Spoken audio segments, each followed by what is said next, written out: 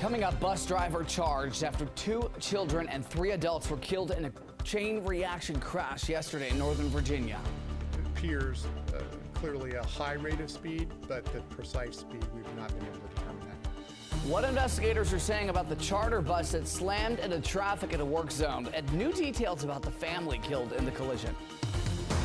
Virginia deputy killed. A manhunt underway for who police say shot 2 officers overnight.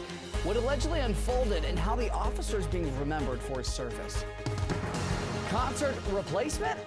President Trump says he wants to headline a rally on the National Mall after musical acts backed out of performing a concert series. What he proposes in D.C.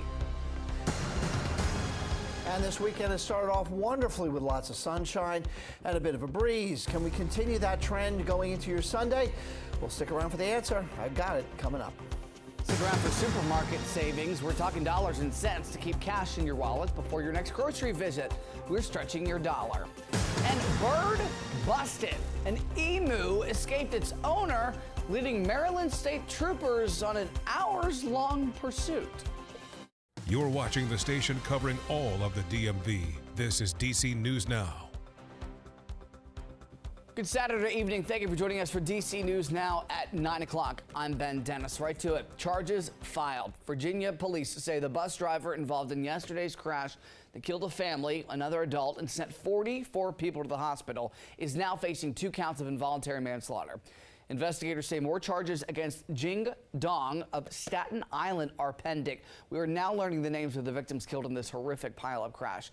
State police say 25-year-old Priscilla Mafalda was driving the Chevy Suburban that was first hit by the bus. Her SUV was pushed into an Acura with a family of 4 inside. It caught fire. A relative of the family says Dimitri, Ekaterina, and their 2 children, Emily and Mark Donchev, were traveling to a wedding. Emily, 13 years old, Mark, 7. We're told the couple had immigrated to the U.S. from Moldova in 2008, and that relative says the wedding will go forward tomorrow in South Carolina, and it will be a time to mourn their loss. Meantime, Mary Washington Healthcare now says 15 of the 19 people hospitalized at their facilities have been released. 4 people, however, remain in the care of doctors. One of them is still fighting for their life. And today, the NTSB briefed reporters on the latest into the investigation. And our Dave Laval was there with the latest from investigators. The NTSB updated reporters on the investigation Saturday afternoon here at the Fairfield Inn in Stafford, Virginia. Right now, everything is preliminary as investigators try to find out what caused the deadly crash. Investigators with the NTSB examined the charter bus that's now at Sullivan's Towing in Fredericksburg, Virginia. It and the other cars involved in Friday's crash have been moved there as part of the investigation. The burned out remains of this Honda Acura are where 4 of the 5 people died as the charter bus bound for Charlotte, North Carolina from New York City slammed into 6 cars at a work zone on I-95 near Quantico. It appears clearly a high rate of speed, but the precise speed, we've not been able to determine that yet. Tom Chapman is an NTSB board member. He says his investigators are looking at everything connected to the crash, trying to find out what caused it. Virginia State Police identified the bus driver as 48-year-old Jing Dong of Staten Island, New York. He's an American citizen who Transportation Secretary Sean Duffy said Friday does not speak English. We are still assessing the driver's language proficiency, and we don't have enough information at this point to have drawn any conclusions there. Virginia State Police announced late Saturday afternoon they charged Dong with 2 counts of involuntary manslaughter, with additional charges pending. On behalf of all of us at NTSB, we offer our deepest sympathies to the families and friends of those impacted by this horrible tragedy. The NTSB said it expects to release a preliminary report on the crash within 30 days, while it will take at least a year to determine exactly what caused it. In Stafford, Virginia, Dave Laval, DC News Now. And this is a developing story. We will continue to bring you the latest updates on air and online at dcnewsnow.com. Well, happening right now, there's a manhunt underway for a man suspected of killing a sheriff's deputy in Southwest Virginia overnight and shooting another. Police are actively looking for Michael Puckett. Here is his photo. Take a look. They say he should be considered armed and extremely dangerous. The Carroll County Sheriff's Office says deputies responded to a welfare check in the town of Cana around 9:30 last night. Two deputies, they say, got in contact with Puckett, and that's when he shot them. They returned fire. Deputy Logan Utt was killed on scene.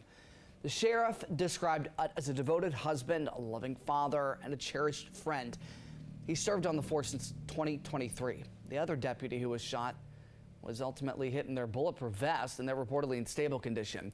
If you have any information about Michael Puckett's whereabouts, call 911. Virginia Governor Abigail Spanberger says Deputy Logan Utt's sacrifice is a testament to his bravery and dedication to his community. She went on to say the first gentleman and she are praying for Deputy Utt's loved ones and for the deputy who was also shot. Well, in the district, a man who was rescued after falling from a boat dock in Southwest, he's died. Officers from D.C. Police Harbor Patrol Unit say they pulled the man from the water at James Creek Marina near Fort McNair around 10:30 last night. He was taken to the hospital originally in critical condition. This also comes roughly 2 weeks after a Maryland man died after being rescued from the Anacostia River. Montgomery County Police are investigating a stabbing at an apartment complex. It happened this morning after a fight. They say 35-year-old man was found stabbed at the Tanglewood Apartments in Silver Spring on Manchester Road. Officers got there around 9 a.m. They say the victim knew the person who stabbed him. No one is reportedly in custody. All right, 9:06, we take a live look outside. Oh my, what a gorgeous day it was. Especially 7 days after what Mother Nature handed us. Not the best one for a holiday weekend. Beautiful, bright, sunny, warm. Scott Sumner, please let it continue. I am not ready to put this one in the history books. No, neither am I. You know, sometimes you want to bottle up a certain day. Well, today's one of those days. Actually, tomorrow will be one of those days because we won't have the wind to contend with, but the temperatures will be seeing tomorrow will be pretty much the same as it was today. 66 degrees outside right now. It's got clear skies outside our weather window. It's pretty nice, and we'll see overnight low temperatures dipping through the 50s after the midnight hour, bottoming out somewhere around 6 o'clock in the morning into the lower 50s here in D.C. and in some places into the middle and upper 40s out in some of the higher elevation locales, if you will. And then we see that number change rapidly and rise up into the 70s by mid-afternoon once again. Hey, we don't have to deal with any sort of weather this weekend. High pressure, Big Blue H, that's going to be our friend as it builds on in over the next 24 hours. We'll talk about tomorrow's forecast and, of course, the full 7-day coming up in just a few. Looking forward to it, Scott. Thank you. Happening tomorrow, a special emergency response exercise for Metro. Crews will be preparing for a potential derailed train situation, doing this at the West Falls Church Rail Yard. Again, a drill. You may see an increase in emergency vehicles, but there's no reason to be alarmed. The exercise will run from 6 a.m. to noon tomorrow. No impact expected to rail or bus service from that exercise. D.C. families in Ward 8 came together today for an afternoon centered on wellness and mental health resources. May is National Mental Health Awareness Month. WellPoint D.C. and Horton's Kids said the goal of that fair is to break down barriers and make people feel comfortable about talking about their struggles. Black and brown people are historically afraid to talk about the things that's going on with them. And it's very important for us to get out that message, especially as an entrusted partner in the community, that you can come to Horton's Kids and we're going to connect you to resources that's going to help you, and you don't have to be afraid. Fresh food was also given out at the fair, along with nutrition, education, and asthma screenings. It's more fun in the sun activities. Staying in the district, more than 10 organizations came together today to host the first ever DC Youth Peace Festival. Kids joined in on talks about non-violent conflict resolution and understanding. Organizations look to arm them with the tools needed to become leaders for peace and positivity. I think right now is critical for youth to get involved with peace work. So to see hundreds of youth come out for this event, yeah, it means everything to us. At the festival, there were interactive booths, speeches, and a dedicated peace walk. New tonight, take a live look at the White House. It's tough to see, but in the daylight, there is a massive structure on the south side near the ellipse, a temporary octagon-shaped cage for a UFC fight. The event is meant to help mark the nation's 250th anniversary. It also falls on President Trump's 80th birthday. Getting a ticket to the event is nearly impossible to come by. Tonight, the Pentagon is making it even harder, reportedly issuing a memo stating U.S. service members who want to go must meet certain weight requirements. The memo reportedly sent a waist-to-height ratio limit of 55%. That means the circumference of your waist should not exceed 55% of your total height. It also states tickets must be distributed to genuine UFC fans rather than high-ranking or distinguished visitors. President Trump is lashing out after a federal judge blocked his planned Kennedy Center renovation and ordered his name to be removed from the building.